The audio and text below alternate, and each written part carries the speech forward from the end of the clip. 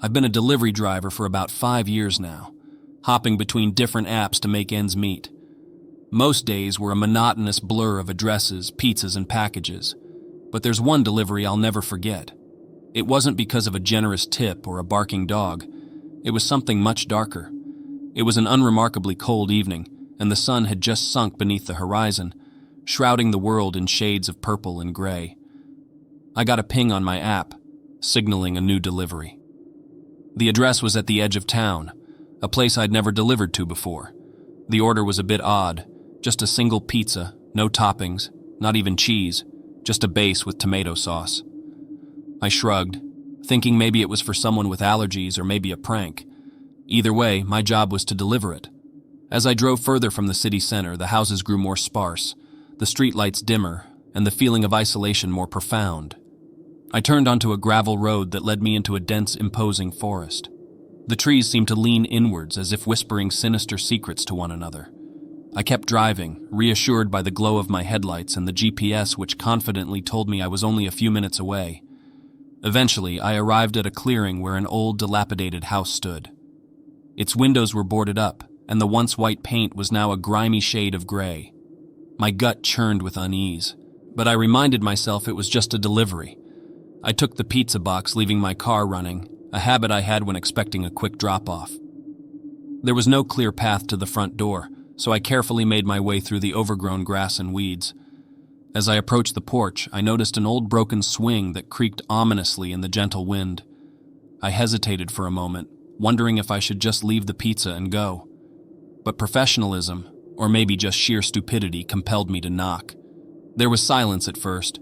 Then faintly I heard what sounded like shuffling from within. The door slowly opened, revealing an elderly woman. Her skin was as pale as moonlight, and her eyes, though clouded with age, were sharp and attentive. She didn't say a word. She just stared at me, making me increasingly uncomfortable. "I have your pizza," I managed to stammer out, trying to sound cheerful. She simply nodded and handed me an old crumpled $10 bill. I gave her the pizza, and she slowly began to close the door. But just as it was about to shut, she whispered, "Thank you, but I didn't order a pizza." Confused and anxious, I hurried back to my car. As I reversed out of the clearing, my headlights illuminated the forest and my heart nearly stopped. There were people, at least a dozen, standing among the trees, silently watching. They were of various ages, from young children to elderly folk. They stood motionless, just staring at me with blank expressions. I slammed the gas and sped away, not daring to look back. When I was safely back on main roads, I pulled over, trying to calm my racing heart. I called the delivery hotline, explaining what had happened. After checking their records, they confirmed what I dreaded. They had no order for that address. Someone else had used the app, maybe as a sick joke, or I didn't even want to think about the other possibilities. The company advised me to report the incident to the police. After an investigation, they found the old house abandoned. No signs of the elderly woman, the people in the woods, or any recent inhabitation. It was as if they had vanished into thin air. I quit my delivery job after that night. I still don't know who those people were or what they wanted. Maybe they were just residents of a forgotten part of town, or perhaps there was something more sinister at play. All I know is that every time I see a delivery driver, I wonder if they've ever been sent to a place where they weren't meant to go. And I hope for their sake that they never do.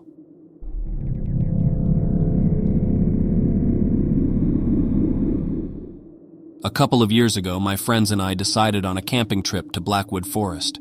It was off the beaten track, and we were eager to escape the city and immerse ourselves in nature. As we delved deeper into the forest, the sounds of civilization faded, replaced by the serene quiet of nature. Our chosen campsite was a secluded clearing, far from any trails. As night approached, we gathered firewood, set up our tents, and kindled a fire. The camaraderie, mixed with the warmth of the fire and the soft chirping of crickets, was a balm for our city-weary souls. However, as the night progressed, we began to feel like we weren't alone. Every now and then we'd hear faint voices and distant laughter that seemed out of place in the isolated woods. Dismissing it as a neighboring campsite or our imagination, we tried not to let it dampen our spirits. Around midnight, as the fire dimmed and our conversation dwindled, Ryan, always observant, pointed out something unsettling. A soft glow emanating from a few different areas in the surrounding woods. Flashlights? Torches? It was impossible to tell, but as we squinted into the darkness, the feeling of being watched grew heavier. Curiosity and unease compelled us to investigate. Leaving our campsite with flashlights in hand, we ventured towards one of the lights. As we got closer, the murmurs became clearer. We stumbled upon another campsite, but this one was peculiar. Old-looking tents, almost makeshift, were scattered around. Canned foods, tools, and tattered clothes lay strewn about. But what truly chilled us to the bone was the sight of the campers themselves. A group of 6 or 7 individuals, dirty and rugged-looking, were seated around their fire, staring directly at us. They weren't just the average campers. Their hard eyes and grim demeanor hinted at a life spent away from society, perhaps by choice.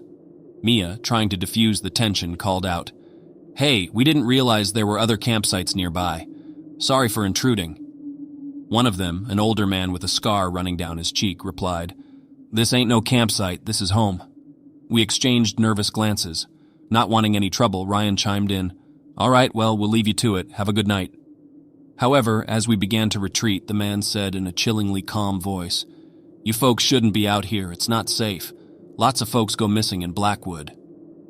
We didn't need any more warnings. Quickly but calmly, we returned to our campsite, packed up our essentials, and decided to head back to our cars.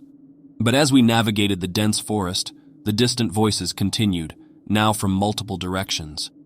At times, it felt as if they were closing in on us, echoing through the trees. It was like the woods themselves were alive with whispers. By sheer luck, or perhaps it was Ryan's innate sense of direction, we found our way back to the parking area. As we piled into our cars, headlights from deeper within the woods pierced the night. Someone was approaching. Without waiting to find out who it was, we sped off, leaving Blackwood Forest and its mysterious inhabitants behind. I wish the story ended there, but the real terror began weeks later. One by one, we started receiving anonymous packages. Inside were photos of us from that night, taken from the shadows. The police are involved, but no leads have emerged. We've all taken measures for our safety, some even relocating. But the fear remains. Who were those people? Why were they living so deep within the woods? And what did the old man mean by folks go missing in Blackwood? To all your listeners, the beauty of untouched nature can be enticing, but remember, some paths are less traveled for a reason.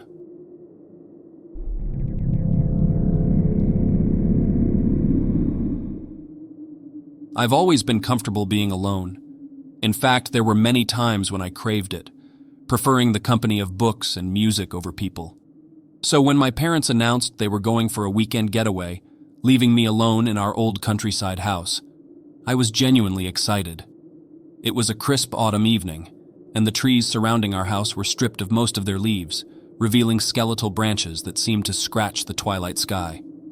I made myself some hot chocolate, curled up on the couch with a blanket, and began reading a book. Around 9 p.m., I started hearing noises.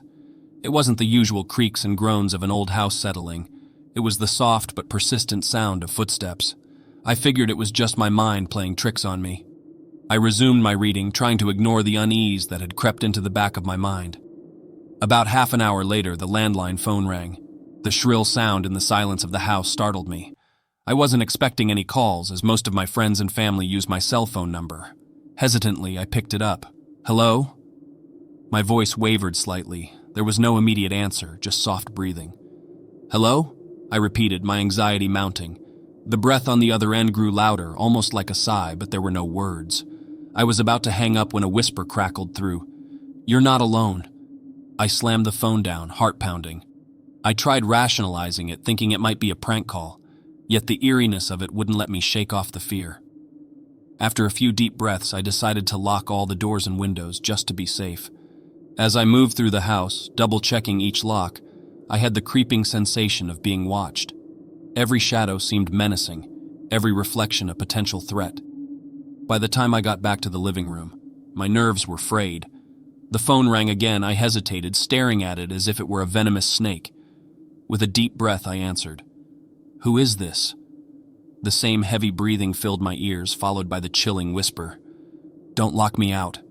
Panicking, I threw the phone down and ran to my room, locking the door behind me. I quickly grabbed my cell phone and dialed the local police. They told me they'd dispatch a car right away and advised me to stay on the line. As I waited, trying to explain my situation to the operator, I heard the unmistakable sound of glass shattering downstairs. Someone was inside the house. I whispered my situation to the operator, who urged me to find a hiding spot. I crawled under my bed, trying to control my breathing. Every second felt like an hour as I listened intently, praying that the intruder wouldn't come upstairs. The soft footfalls grew louder, echoing in the stillness of the house. I clutched my phone tightly, dreading the thought of being discovered. Suddenly, the footfalls paused right outside my bedroom door. My heart raced, every beat echoing in my ears. The doorknob turned slowly, but the lock held. A frustrated growl echoed through the door, followed by a chilling whisper, "I know you're in there." Tears streamed down my face as I fought to stay silent. The intruder banged against the door, each thud jolting me. But then, in the distance, I heard the comforting sound of sirens. The pounding ceased. The intruder seemed to realize the police were on their way. I heard him flee, moving rapidly down the stairs and out the broken window. When the police arrived, they scoured the premises but found no one. The broken window was the only evidence of an intruder. They took my statement and assured me they'd patrol the area. My parents cut their trip short and rushed home. We later installed a security system and always made sure someone was home when I was. But the trauma of that night lingered, making me jump at the slightest sounds. Weeks turned into months, and the incident began to fade from my memory.